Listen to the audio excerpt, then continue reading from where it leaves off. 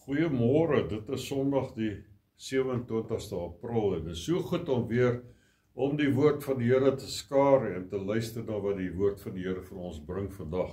En ons gesels oor roekelose geloof.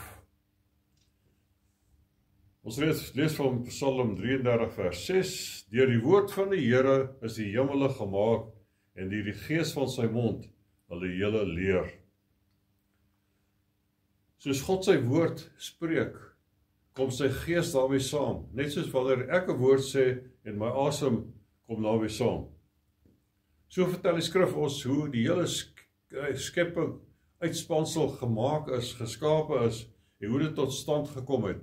Dit is nie moeilik om dit te verstaan nie, want dit het gebeur met net 'n woord van God en die asem of die gees van sy mond. Sy woord en sy gees is die twee middele wat God gebruik het om die hele skepping daar te stel. As jy die skeppingsverhaal in Genesis lees, sal jy daarmee saamstem. Dit is 'n besliste feit wat ons kan waarneem daarin. Wanneer jy die Bybel lees en dit inneem en toelaat dat sy werk doen binne in jou, sal al daardie skepingskrag van die almagtige God werksaam wees binne in jou. God het sy woord en sy gees gebruik om die uitspansel te skep. Hy het sy woord en sy gees gebruik om die mens te maak. Genesis 2 vers 7, Here God het die mens geformeer uit die stof van die aarde en in sy neus die asem van die lewe geblaas, die gees van God geblaas, so het dan die mens 'n lewende siel geword. En Job sê, Job 33 vers 4, die gees van God het my geskape en die asem van die Almagtige het my lewend gemaak. Dieselfde woord en dieselfde gees is tot ons beskikking wanneer ons die Bybel lees. Daarom moet ons nooit enige beperking plaas wat die Bybel in ons lewens kan doen nie.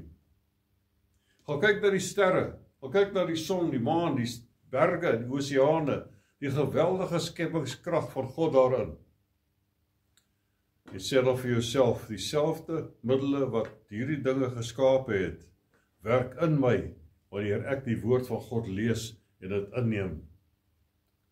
In die Nuwe Testament lees ons van 1 Tessalonisense 2 vers 13, daarom dank ons God ook sonder ophou dat, toe julle die woord van God ontvang het, wat deur ons verkondig is, julle dit aangeneem het, nie as die woord van mense nie, maar soos dit waarlik is, die woord van God, wat ook werk in julle wat glo. Die apostel Paulus benadruk dit, dat dit nie 'n produk van menslike wysheid is nie, maar dit is God wat met ons praat deur sy woord. Dit sal egter nie ten volle in ons werk, as ons dit nie in geloof kan aanvaar en aanneem en inneem nie. Dit werk slegs aan hulle wat glo. Ongeloof sal die effek van God se woord uitskakel. Wanneer ons harte oopstel in geloof, dan werk daardie woord van God effektief binne in ons. Die brief aan die Hebreërs, die skrywer dat Israel in die Ou Testament met bonatuurlike kragte, tekens en wonderwerke uit Egipte laat uitgelei is, maar as gevolg van hulle ongeloof kon hulle nie die beloofde land wat God vir hulle beloof het binnegaan nie. Hebreërs 4 vers 2, want aan ons is die evangelie ook verkondig, net soos aan hulle, want die woord van die prediking het hulle nie gebaat nie, omdat dit by die hoorders nie met die geloof verenig was nie. Was nie gemeng met die geloof nie. Hulle het die woord van God gehoor, maar hulle het niks, die wonderlike seën daarvoor, wat daarmee saamgaan, waarvoor God het gestuur het, want hulle het dit nie in die geloof aanvaar nie, hulle het dit verloor. Slegs wanneer jy met geloof meng, dan kan dit doen waarvoor God dit bedoel het. As die duiwel jou vertel het, jy het nie geloof nie, dan is dit 'n leuen. Romeine 12 vers 3 sê, want deur die genade wat aan my gegee is, sê ek vir elkeen wat onder julle is, dat hy nie vir homself meer moet dink as wat 'n mens behoort te dink nie, maar dat hy daarin moet dink om besadig te wees, na die maat van geloof, soos God dit aan elkeen toebedeel het.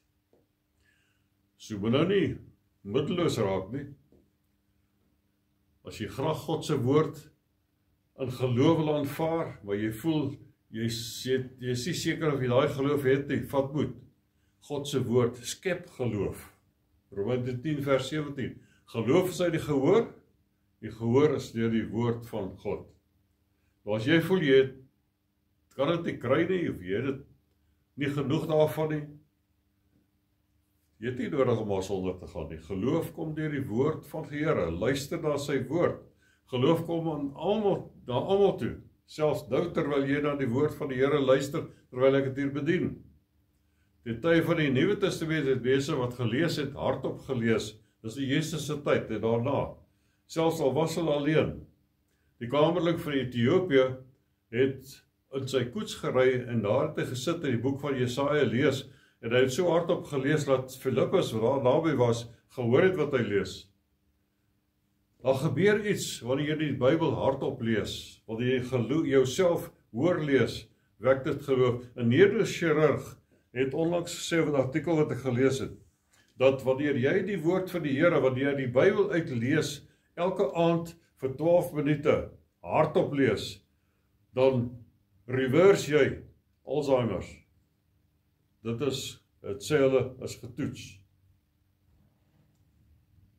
Jy wek geloof wanneer jy die Bybel hardop lees. Jakobus 1 vers 18. Volgens sy wil het hy ons voortgebring deur die woord van die waarheid, dit is sy woord, die Bybel, sodat ons as eerstelinge van sy skepsele kan wees.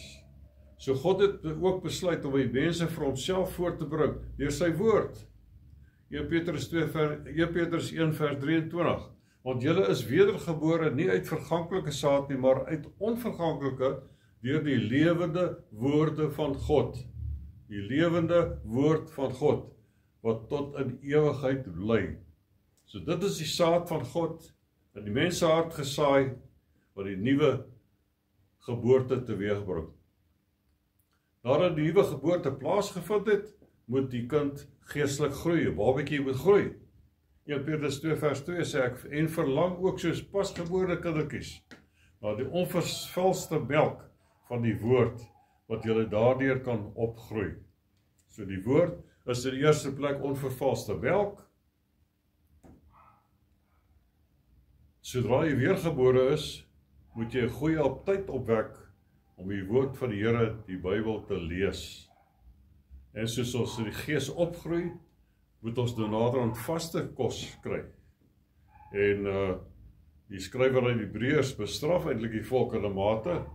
In Hebreërs 5 vers 12 sê, want alhoewel julle vanweer die tyd leraars behoort te wees, het julle weer nodig dat 'n mens julle die eerste beginsels van die woorde van God moet leer, en julle weer behoefte aan melk en nie aan vaste spyse nie, want elkeen wat melk gebruik is onervare in die woord van die geregtigheid, omdat hy 'n kind is, maar vaste spyse is vir volwassenes, vir die wat geestesvermoëns besit deur die gewoonte geoefen om goed van kwaad te onderskei.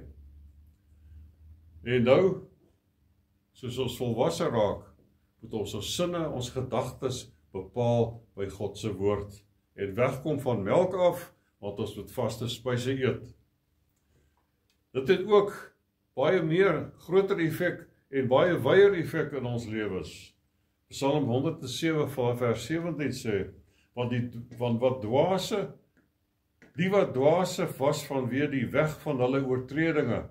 Die weg van hulle oortredinge verwys na hulle leefwyse. Ons kan deur ons leefwyse, kan ons kan onsself siek maak. En wees hulle ongeregtighede gepynig is. Hulle siel het 'n afskie gehad aan elke soort voedsel en hulle het tot by die poorte van die dood gekom. Toe het hulle die Here aangeroep, en hulle benoudheid uit hulle angste het hulle verlos. Hy het sy woord gestuur, dat hy hulle kon gesond maak, en hulle uit hulle kuile kon red. Hier sien ons 3 dinge wat God doen. Deur sy woord, hy verlos, hy genees, en hy red. En Spreuke 4 vers 20, my seun, luister na wat ek sê, neig jou oor tot my woorde, laat hulle nie wyk uit jou oë nie, bewaar hulle binne in jou hart, want hulle is die lewe vir die wat hulle vind, en 'n genesing vir hulle hele liggaam. Nog iets omtrent die woord van die Here. Hebreërs 4 vers 12. Want die woord van God is lewend en kragtig en skerper as enige tweesnydende swaard en dring deur tot die skeiding van siel en gees en van gewrigte en murg en is 'n beoordelaar van die oorlegginge en gedagtes van die hart. So wat 'n wonderlike lys van dinge wat God se woord kan doen. Dis lewend, dis nie dood nie. Dis kragtig. Dis skerper as enige tweesnydende swaard, skerp as enige chirurg se skalpel. Dit kan penetreer waar geen skalpel kan penetreer nie. Dit skei die murg van gewrigte. Dit skei die naaste aan ons, dit binne in ons, die siel en die gees. Dit onderskei die gedagtes en besluite van die hart. Ek wil hiermee sluit. Clark se kommentaar sê hieroor oor Hebreërs 4 vers 12. Hy sê die Seun van God, die ewige woord, sien alles. Hy weet alles. Hy penetreer in alle dinge. Hy kan alles doen. Hy is die heerser van die hart en kan dit stuur waarheen hy wil.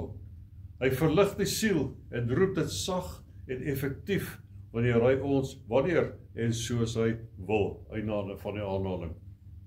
Iemand anders het gesê, remember that while reading your Bible is reading you. Groot waarheid. En ek sluit met Efesiërs 3 vers 20. Aan hom wat mag het om te doen ver bo alles wat ons bid of dink, volgens die krag wat in ons werk. Kom ons stel daardie krag wat in ons werk, daai roekelose geloof in werking, deur te glo en die woord van die Here te lees en dit ons eie te maak. Mag die Here die seën. Amen.